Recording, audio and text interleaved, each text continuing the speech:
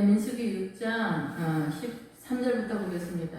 오전 예배 때 1절부터 봤는데 나시린이 지켜야 할 것은 포도원에 있는 모든 것, 포도 소산의 모든 것, 포도주나 복주나 초나 포도즙이나 생포도나 공포도 씨나 껍질, 그리고 머리를 절대 깎지 않는 이런 것들. 이제 다 이 일이 끝났어. 이제 50세가 됐어. 그러면 하나님께 헌물을 드리게 돼요. 그 헌물을 드리게 되는데, 그러니까 우리가 사명을 감당하면은 다 끝나고 나면 하나님께 감사의 예물을 일정 부분 해야 된다 이렇게 생각이 듭니다. 근데 여기서는 이제 번제물과 속죄제물과 화목제물을 드려요. 그러니까 화목제물, 감사제물만 드리는 것이 아니라 전체적으로 내가 이 사명을 감당함에 있어서 아버지의 은혜에 감사하면서 번제물 나의 모든 것을 이제 아버지께 드리는 것에 대해서 다시 한번 하나님께 나의 모든 것을 드리는 거죠. 번제물.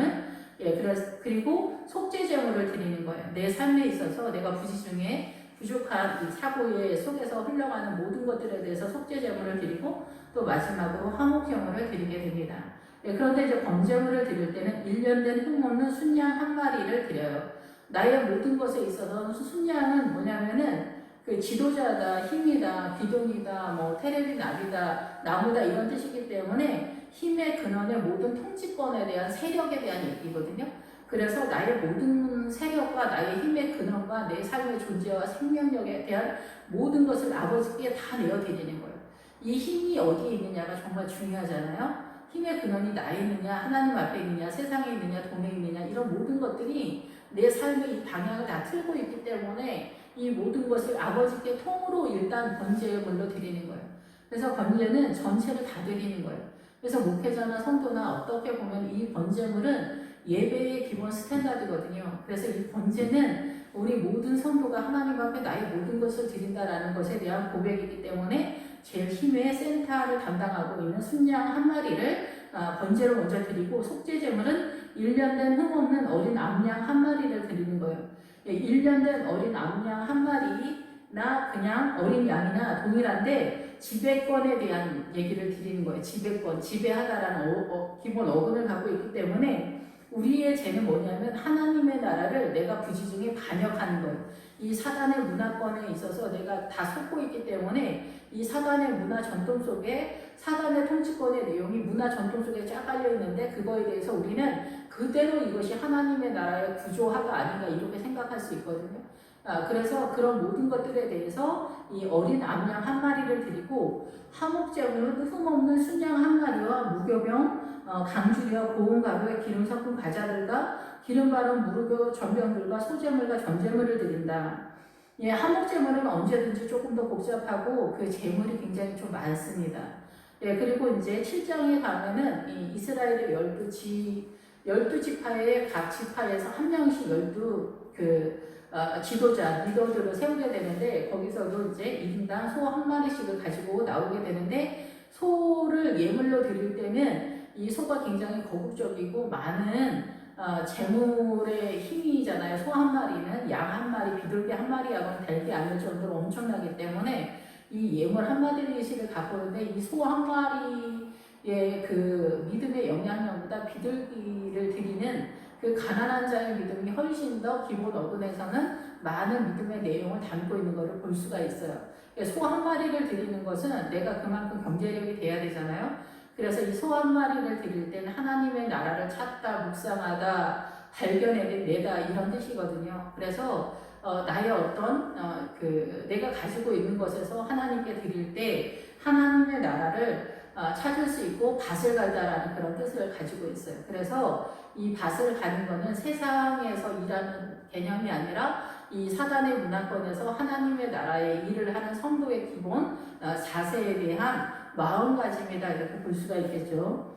그래서 이제 여기에서 화목제물로는 흔없는 순양 한 마리를 드리는 거예요. 그래서 이 순양은 아까 말씀을 드린 것처럼 예수 그리스도의 십자가도 이제 화목제물로 나타나죠. 속죄제물이 아니라. 그러니까 속죄의 의미를 띤 결론적인 화목제물로서 십자가가 나타나죠.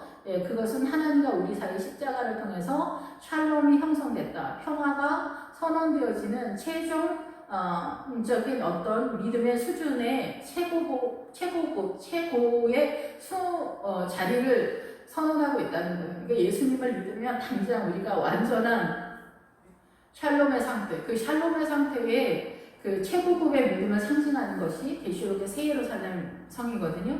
그래서 이 샬롬이 선언되어지는 출발인 거예요. 그래서 완성 단계가 예루살렘의 믿음인 거고 이 한옥제물의 상태가 되는 거예요. 그래서 이 주님과 우리 사이에 평화가 선언되어지는 그 상황을 말해요. 그래서 흠없는 순양 한 마리, 나의 힘의 근원을 아버지께 다 내어드리는 그런 상황이고, 이 무교병을 우리가 잘 알고 있는 것처럼 이스트를 넣지 않은 빵인데 우리가 이스트를 넣지 않으니까 상식적으로는 맛이 좀 덜하고 좀 딱딱하지 않을까 이렇게 생각하지만, 이 무교병의 기본 어근은 뭐냐면은 이 말씀을 오버해서 부풀려서 말씀하는 것이 아니라 액면 그대로 이 말씀 자체를 말해서 이거는 달콤하고 마구 많이 먹기를 원하는 탐심을 요구하는 그런 뜻이에요. 그러니까 하나님의 나라를 꿀보다 더 달다, 이 하나님의 말씀을 맛보아 아는 그런 상태의 내용을 이 무교병으로 표현을 하고 있어요. 하나님의 나라로서.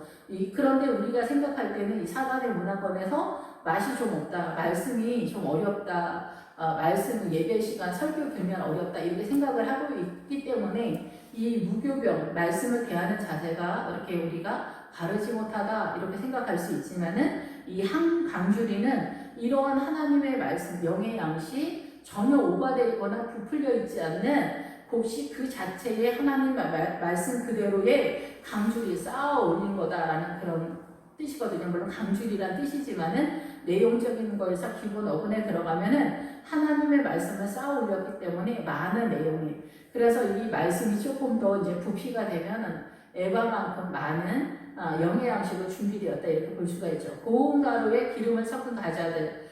그래서 이러한 무교병의 그 영적인 말씀이 쌓여진 상태면 고운 가루에다 기름을 섞어서 이 말씀을 고운 가루는 이 말씀을 갈아가지고 잘 소화할 수 있게 하는 상태다라고 볼 수가 있겠죠.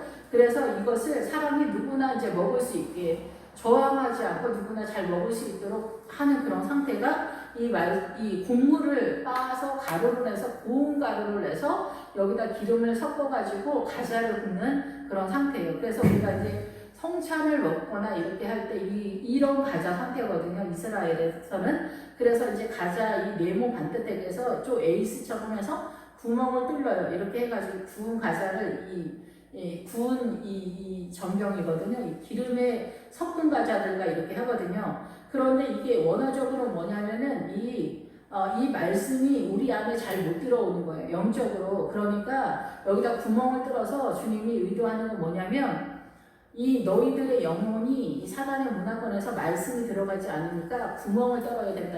구멍을 뚫어. 그래서 이 구멍을 뚫으면 아프잖아요. 그래서 이 말씀을 먹을 때 그런 상태라는 거예요.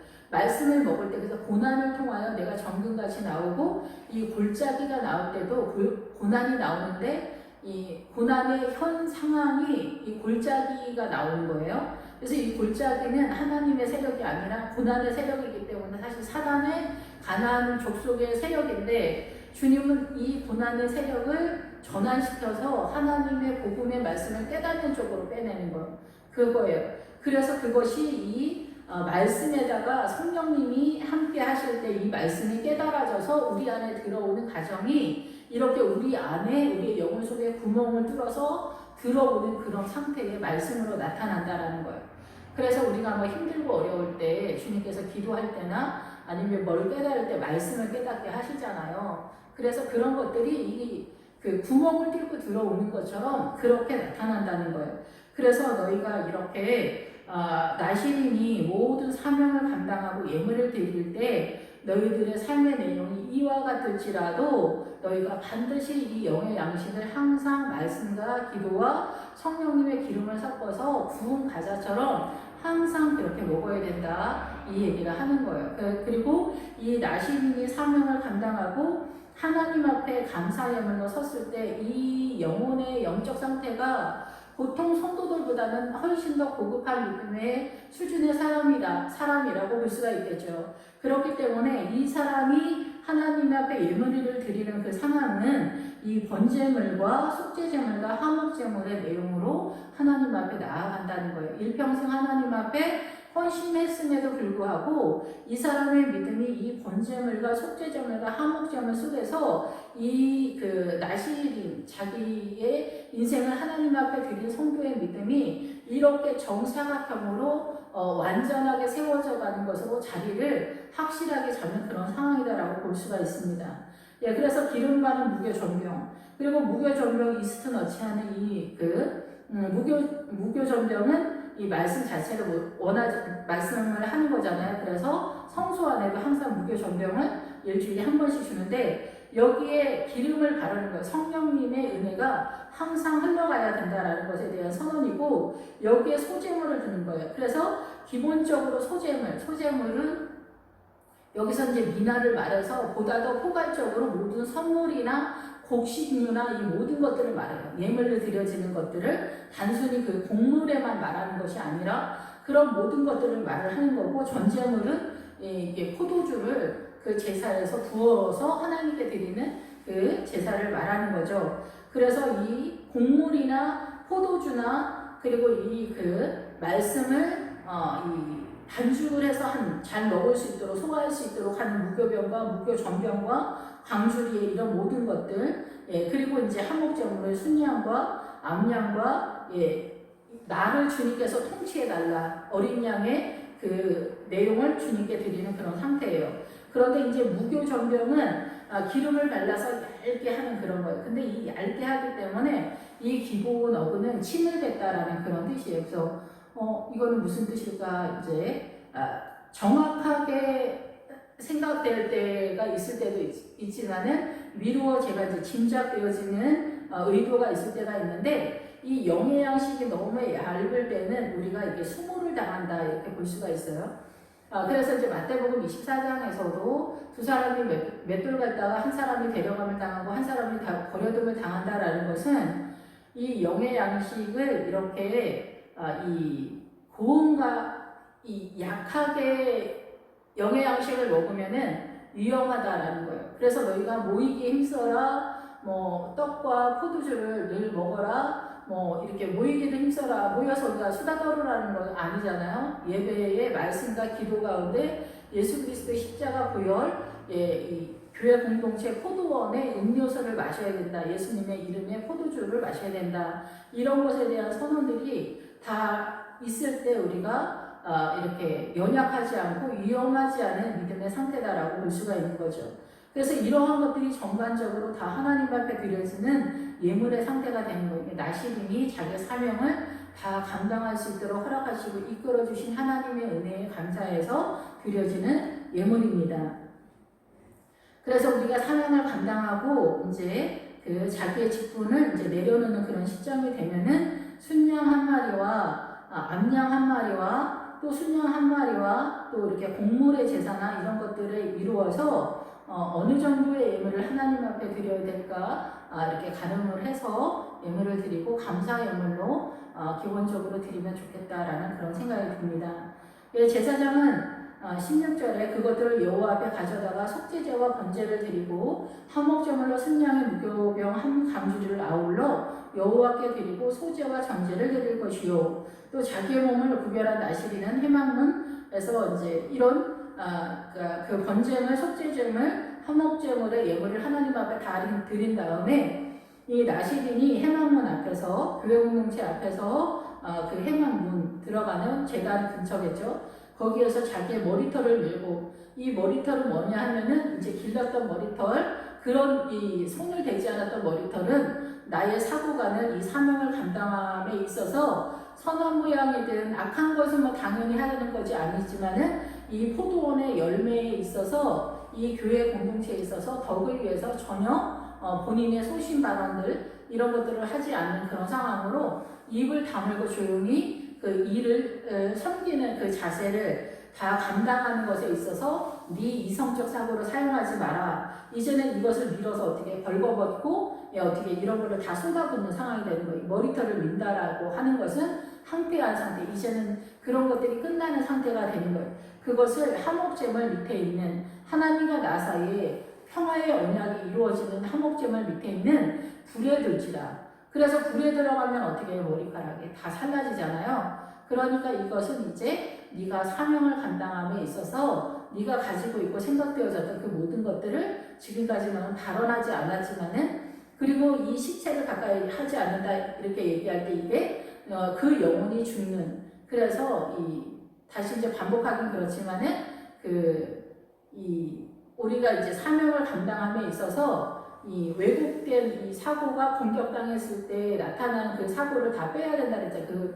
그거를 이제 머리를 중간에 문제가 발생하면 밀어야 된다 그랬잖아요. 여기서도 마찬가지로 이제는 그 삭도를 밀어서 네가 사명을 감당할 때 나타났던 그 모든 생포도까지라도, 생포도는 새롭게 하다잖아요.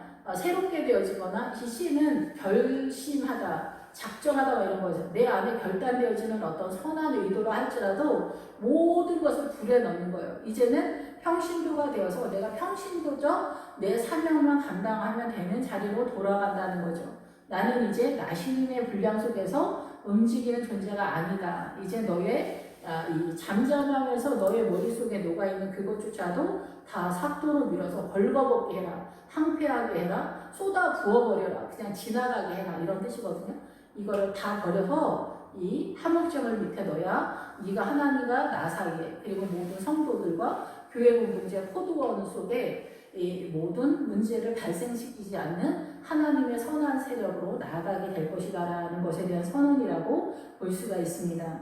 19절에 자기의 몸을 구별한 나시민이 그의 머리털을 민 후에 제사장이 삶은 순양의 어깨와 강줄이 가운데 그 무교병 하나와 무교전병 하나를 취하여 나시린의 두 손에 두고, 그래서 이 얘기는 뭐냐면 자기 몸을 구별하는 나시린이 이제 끝나는 상황에서 머리털을 민 후에, 머리털은 자기 사고예요, 사고. 그래서 에서가 자기 이성적 사고 때문에 망했다라는 얘기잖아요. 근데 우리가 이 사람의 문화권 속에서 살 때는 이성적 사고가 엄청난 세력을 자랑하기 때문에 이 야곱이 그거에 밀렸다라는 얘기죠. 그의 머리털을 민 후에 제사장이 삶은 순양의 어깨, 이 삶은 것은 완성됐다, 성숙되어졌다, 뭐 이런 뜻이거든요. 그래서 이제 익히다, 그래서 여물었다. 그래서 이거를 요리를 해서 끓게 한다, 뭐 이런 뜻이에요. 그러니까 풍성한 그 영의 양식이라고 볼 수가 있겠죠. 그래서 이 순양의 어깨, 그 힘의 세력의 모든 것에 있어서 어깨는 뭐냐면은 힘이잖아, 어깨를 받는 거. 그런데 이거는 기본 어근에 어깨가 나올 때는 여러 상태에서 어깨가 나오는데 똑같은 단어를 쓰는 게 아니에요. 여기서 어깨는 뭐냐면 열매를 맺게 하는 씨뿌리다의 세력이에요. 씨뿌리다. 그래서 이 나시린의 삶을 다 끝내고 난 이 나시린, 사명을 감당한 이 성도에게 하나님께서 어깨와 순양의 어깨와 강주리 가운데 무교병 하나를, 무교전병 하나를 주는 거예요. 그래서 나시린의 두 손에 주는 거예요. 이 얘기는 그 하나님께서 제사장을 통해서 이 나시린을 축복하는 상황이라고 보여져요.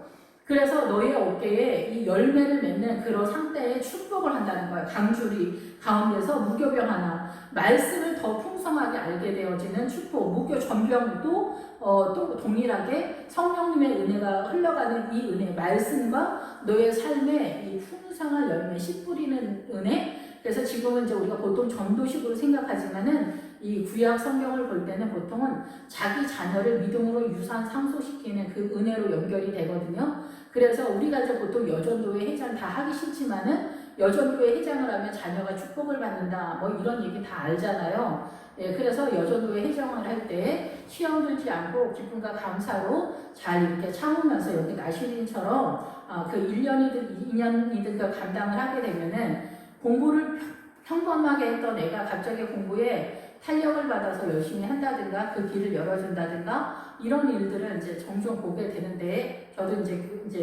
그 교회 생활을 오래 하다 보니까 그 충성된 자들의 그 자녀가 이 모양 저 모양으로 교회 공동체 포도원을 섬길 때 그 하나님의 은혜가 이 나시린에게 허락되어진 거 두 손에다 둔다는 거. 나시린의 두 손에. 나시린의 두 손은 뭐냐면 이게 이 손이 나올 때는 세력이거든요. 힘이거든요.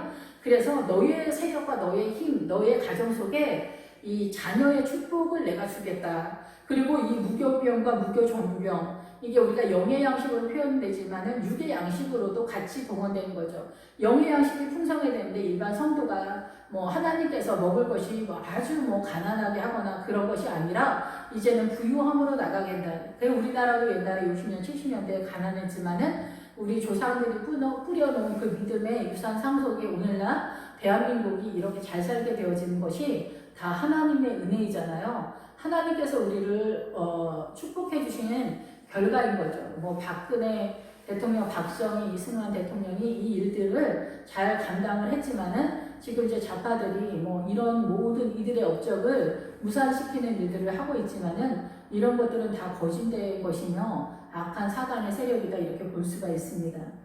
예, 그래서 하나님의 은혜 가운데 이 대한민국이 우리의 믿음의 조상들이 이렇게 믿음을 세워놨던, 그래서 그 후손들이, 저도 그 후손 속에서 이 믿음을 유산 상속받은, 그래서 이 나시린도 그의 가정과 자녀들에게 믿음을 유산 상속시켜주는, 그리고 그 자녀들이 결실이 많은 그런 상태가 나시린의 두 손에 주는 거예요. 축복해 주는 거예요. 그래서 너의 두 손에 세력에 권세해 준다.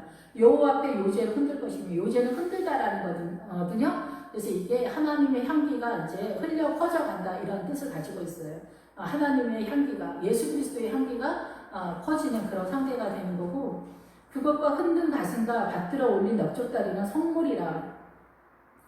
이 가슴은 뭐냐면은 지켜보다라는 그런 뜻도 있지만은 이 가슴이 뭐냐면은 이상을 보다 이런 뜻이, 이상을 보다 꿈꾸다 예언하다 뭐 이런 뜻이고, 넓적다리는 달리는 사람이다, 달려간다, 뒤쫓다 이런 세력이에요. 그래서 그 하나님의 나라의 세력을 이끌어내는 세력이기 때문에 이게 가슴과 넓적다리는 제사장의 성물이다. 이렇기 때문에 이 성물은 그 거룩한 세력이잖아요. 이렇게 제사장한테 들리는 거기 때문에 이 가슴의 세력과 넓적다리, 예언과 이상과 그리고 이 성도를 이끌어내는 세력, 리더십, 영적 파워를 내는 이런 것들은 이 제사장의 영역이기 때문에 그런 것에 대해서는 제사장에게 돌려라. 그리고 그 후에는 나시린이 포도주를 마실 수 있다. 이렇게 선언하는 거예요.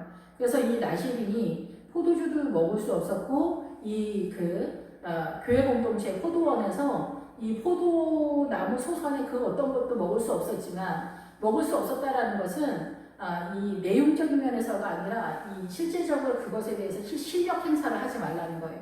이 실력 행사를. 교회 공동체 그 직원들은 벙어리처럼 움직여라. 근데 이제는 포도주를 마실 수 있다.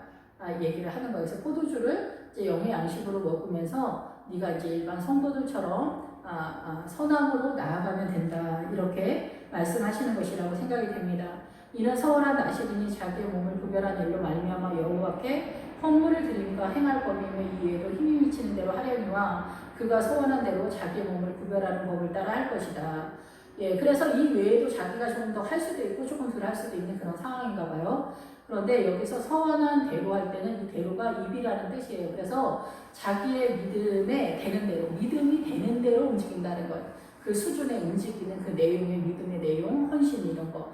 그래서 오늘날 이제 뭐 장로님들, 집사님들, 권사님들, 뭐 여전도 회장이나 이런 분들이 자기 분량대로 그 자기 믿음의 신앙 고백 할 수 있는 능력, 이 믿음의 내용만큼 헌신을 하게 되잖아요. 각각의 자기의 자리를 찾아가서 이 지체의 삶을 감당하게 되는데, 이렇게 나시린처럼 적극적으로 내가 5년이나 아니면 10년이나 뭐 30년이나 하나님 앞에 완전히 헌신한다 이 정도는 아니더라도 내가 2년을, 1년을 뭐 여전도의 회장으로 헌신한다, 아니면 남자면 주일학교 교사, 이런 분들도 다 나시린에 해당되어지는 것이다 이렇게 볼 수가 있습니다.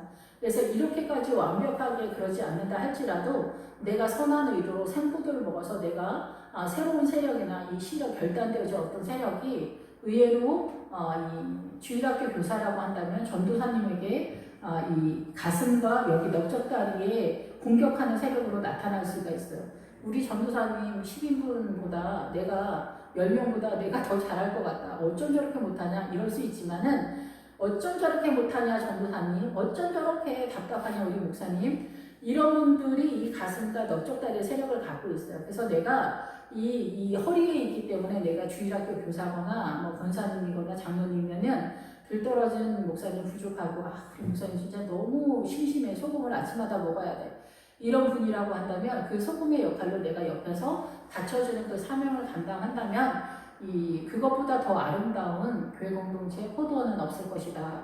근데 이제 여전도의 회장들도 보면은 똑똑하고 일처리 잘하는 여전도의 회장이 은혜가 될 것 같지만 사실 그렇지 않아요. 아주 똑똑하고 막 일처리 잘하는 목회자가 대단하고 뭐 우리 교회 엄청 잘 이끌 것 같죠. 근데 그렇지 않아요. 이 모자른 여전도 회장이 쓰잖아요. 그러면은 저 여전도 회장 믿고 있다가 이번 여전도 진짜 망한다. 우리 교회 이상해져. 도와줘야 돼. 오라고 하지 않아도 가죠. 도와줘야 돼. 이런 생각이 들고 기도하면서 이러면은 오히려 더 아름다운 여전도회가 되거든요. 근데 똑똑하고 일잘하면은 혼자 잘났다고 하니까, 잘한다고 하니까 내가 또 혼자 얼마나 잘하나 보게 이렇게 되는 경우도 많이 있어요. 그러니까 우리가 생각하는 어떤 이성적 판단이 옳은 것이 아닌 경우가 허다합니다. 예, 그래서 우리는 나의 이성적 판단과 결단과 비판의 이 세력이나 정서나 이런 것이 엄청 똑똑한 것 같은데, 이 똑똑하고 대단한 것이 남편한테 전혀 먹히지가 않고 자녀들한테 전혀 접수가 안 되잖아요. 그거는 뭐예요? 증명이 아니다라는 거예요. 나의 옳음이 아닌 거예요. 하나님의 나라에서. 예, 그것에 대해서 이 나시린에 대해서도 우리가 바라보는 그런 상황에 있어서는 아니다라고 주님 말씀하시고 벙어리로 있는 것이 훨씬 더 하나님의 의에 훨씬 더 가깝다라는 얘기를 하신다라고 볼 수가 있고요. 예, 그 이상적인 리더십이나 이 가슴과 넓적다리 이끌어내는 어떤 세력 쪽에서 적극적으로 움직이는 추진력이나 이런 것에 있어서는 전도사님이나 부족하더라도 목사님에게 맡기고 목사님과 전도사님이 그 일을 잘할 수 있도록 협력하는 세력으로서 존재했으면 좋겠다라고 주님께서 말씀하신다라고 생각이 들어요. 굳이 주님이 이 나시린들에게 이 가슴과 넓적다리를 제사장들에게 주라고 하는 거는 네가 너무 잘 알고 있지? 너 니네 전도사님 무슨 일하면 엄청 답답하지? 참아 이 얘기를 하는 거라고 생각이 들어요. 예, 그래서 이 가슴과 넓적다리는 성물이기 때문에 제사장 영역이다. 예, 이렇게 표현을 하고 있습니다. 그래서 이 가슴은 그 이상이나 아니면은 뭐 이렇게 이상을 보거나 그 리더십, 영적인 어떤 그런 세력, 하나님의 나라에 대한 정보나 이런 것들이 내가 이제 만약 권사님이면 엄청 많이 알 수가 있잖아요. 초짜 전도사님보다. 그럴 때 전도사님 이렇게 하는 것도 괜찮은 것 같아요. 이런 것도 있는데 이렇게 말하는 거가 전도사님 왜 이렇게 답답해요? 그거 이렇게 하세요. 저건 저렇게 하세요. 전도사님 다른 사람도 그렇게 좀 하시지 마세요.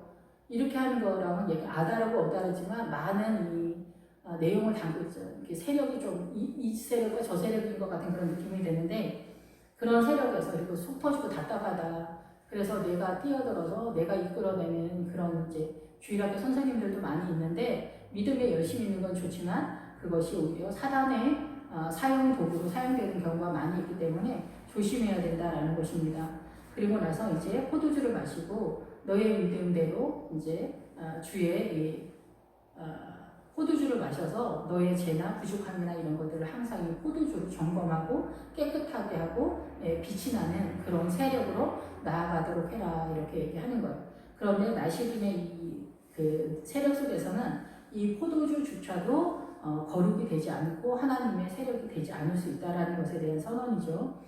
22절에서부터는 너희들이 이렇게 한다면 내가 너희를 축복해 줄 거야 이런 이야기예요. 그래서 내가 너에게 복을 주고 너를 지켜주기를 원한다. 나는 너를 지키기를 원해.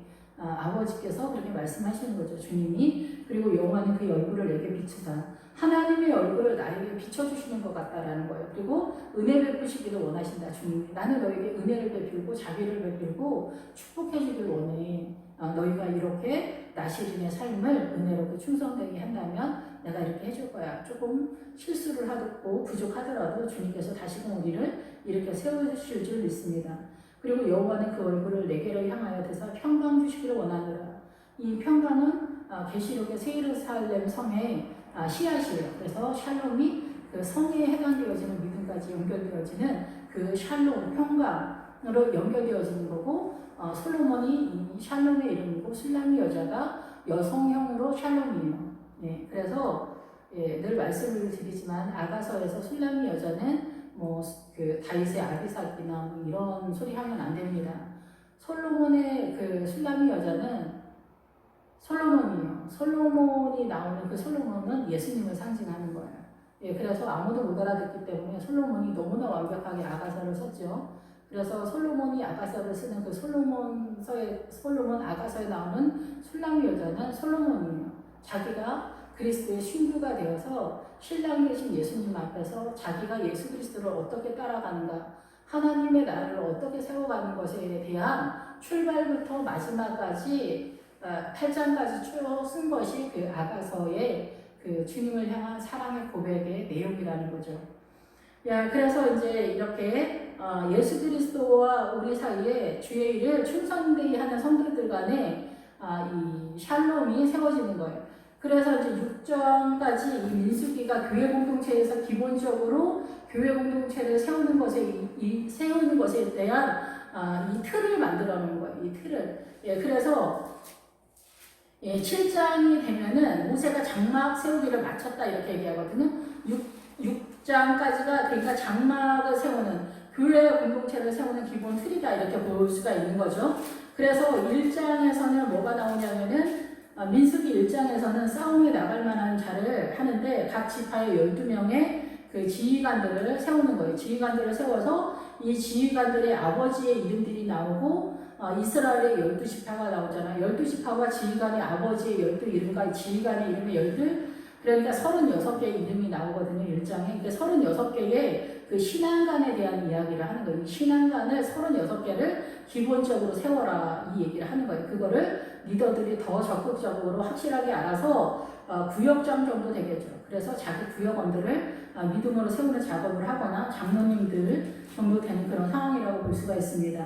그리고 레위인은 이 전투에 뛰어드는 것이 아니라 이 전투원들을 관리하고 세우는 일을 하는 거예요. 그래서 이 12지파를 통해서 모든 가정 속에 하나님의 나라를 세워가는 것에 있어서 이 군대, 이스라엘 교회 공동체가 군대로 선언이 되지. 너희가 군사인 줄 알지 못하느냐 그러잖아요, 예수님도. 그래서 이 행군 순서와 이런 것들이 동서남북으로 해서 이 12지파를 동서남북으로 세 진영씩, 세 지파씩 해가지고 네 진영으로 해서 공격을 해나가는 거예요. 동서남북을 이 교회 공동체가 사단이 쳐들어오는 그 세력을 절대 들어오지 못하도록 완전하게 지켜내는 이 동서남북으로 이 군대를 편성을 하는 거고, 이 12지파 교회 공동체를 세워가는 그 레위인 속에서 아론의 아들들이 이제 제사장적 사명을 하고, 보아 자손, 무라리 자손, 게르손 자손 레위인의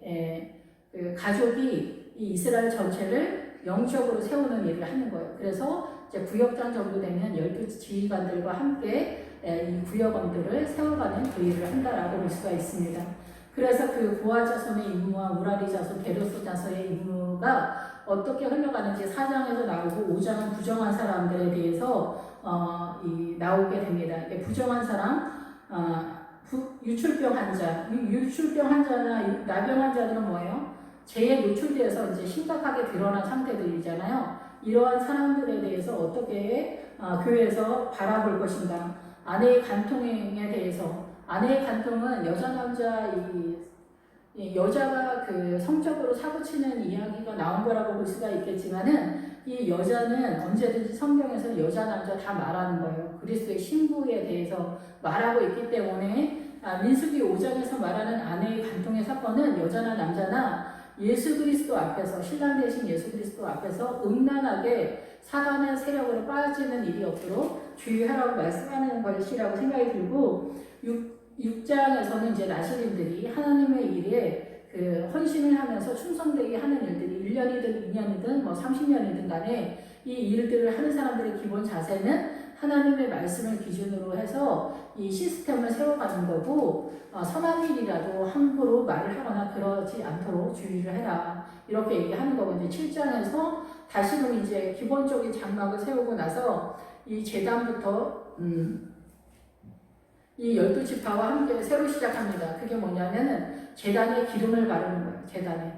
예, 이 제단에. 그래서 제단은 예수 그리스도의 십자가 사건을 말하잖아요. 그래서 예수님의 십자가 사건을 말할 때 이 십자가 사건에도 기름을 바르지 않으면 성령님의 은혜가 없으면 우리는 십자가의 효력이 나타나기가 어렵다 이렇게 보는 거죠. 이렇게 기계가 돌아갈 때 기름은 몇 방울만 치면은 엄청 잘 돌아가잖아요. 그런 것처럼 성령님께서 우리가 말씀을 보거나 예수 그리스도 영접하거나 제단적 믿음을 갖거나 이 포도원의 포도주 예수 그리스도 나라 아들의 나라 하나님의 나라의 음료수를 마실 때마다 이 기름이 동원됐을 때 이 풍성한 속죄의 은혜와 빛의 세력이 나타나는 그런 상태로 나타나게 되기 위해서 이 기름을 바를 때 이 12명의 그 리더들이 소 한 마리씩과 수레와 그리고 각각의 사명에 대해서 다시금 이 예물을 가지고 하나님 앞에 나올 때 이 일들이 세워져 간다라고 볼 수가 있습니다. 그래서 예물 하나하나가 다시금 설명하는 것들과 이런 것들. 그래서 우리가 제단은 성령님의 은혜와 함께 간다는 거예요. 그래서 제단서부터 이미 그렇다는 거고, 제단은 조각목에다가 이 구리를 입히는 그런 상황인데, 청동 구리를 입히는 상황인데, 늘 말씀을 드리지만은 이 구리는 금에 비해서 완전하지 않지만 이 제단이 뜰에 있기 때문에 성소 안에 있는 것이 아니라 이거는 완전하지 않는 그런 상태예요. 근데 십자가가 완전하지 않냐? 이건 아니죠. 그런데 우리가 죄인된 입장에서 예수님의 십자가를 번제단에서 볼 때는 완전하게 이해하지 못한다라는 그런 사인이에요. 그런데 예수님의 십자가가 우리 입장에서 성령님의 은혜로 이해가 되면 여기서 출발해서 성소 안에 들어가면 이제 거기서부터는 진설병 단과 향단과 등잔대와 그 안에 법계나 이런 것들이 다 금으로 되어 있기 때문에 이런 모든 것들이 예수 그리스도의 권세와 믿음의 세력 안에서 성령님의 은혜 가운데서 이제는 금으로 나타나게 되는 그런 상황입니다. 그래서 출발부터 우리가 하나님께서 의도하시는 그 완전함으로 출발하는 건 아니에요. 언제나 우리는 이 사단의 문화권에서 살고 있기 때문에 죄에 노출되어 있는 그런 상황에 있고 또 완전하게 이 말씀을 이해하지 못했고 이 사단의 속임수를 우리가 완전하게 이해하지 못하기 때문에 그렇습니다. 그래서 이러한 것들을 이제 속임에 대한 단계를 깨달아가는 그 지점이 바로 요단강을 건너서 여리고성에 입성하게 되었을 때 다시금 이제 영적 전투를 재정립하고 가나안을 향하여 공격해 들어가는 그런 세력이 될 때 사단이 크고 작게 어떻게 우리를 공격해 왔었고 내가 어떻게 속고 이 세상을 살아왔는가를 알게 되어지는 눈이 열리는 그런 상황이 된다라는 것입니다. 네, 그래서 7장은 다음 시간에 이어서 또 하도록 하겠습니다. 기도하겠습니다. 할렐루야 주님 감사합니다. 저희가 하나님 앞에 헌신을 한다고 하지만은 늘 되돌아보고 우리 자신을 보면은 엉망진창입니다. 왜 이렇게 믿음을 보이지 않고 이렇게 거룩하지 못하며 못난 모습으로 저희들이 이렇게 한 걸음 한 걸음 주님 앞에 나아가고 있습니다. 주님 저희들을 새롭게 하시고 저희에게 은총을 더하여 주시옵소서. 오직 주님만을 의지하고 사모하는 저희들 되게 하시고 우리가 선한 일을 할 때 주의할 수 있도록 주님 인도하시고 이렇게 나의 인생을 다 드리면서도 우리는 얼마든지 실수를 많이 할 수 있습니다. 주님 조심스럽게 가슴과 넓적다리는 제사장에게 넘기고 우리의 사명을 나의 본분만을 잘 감당할 수 있도록 지체의 사명만을 감당할 수 있도록 주님 축복하여 주시길 원합니다. 주님 감사 영광 드립니다. 예수님 이름으로 기도했습니다. 아멘.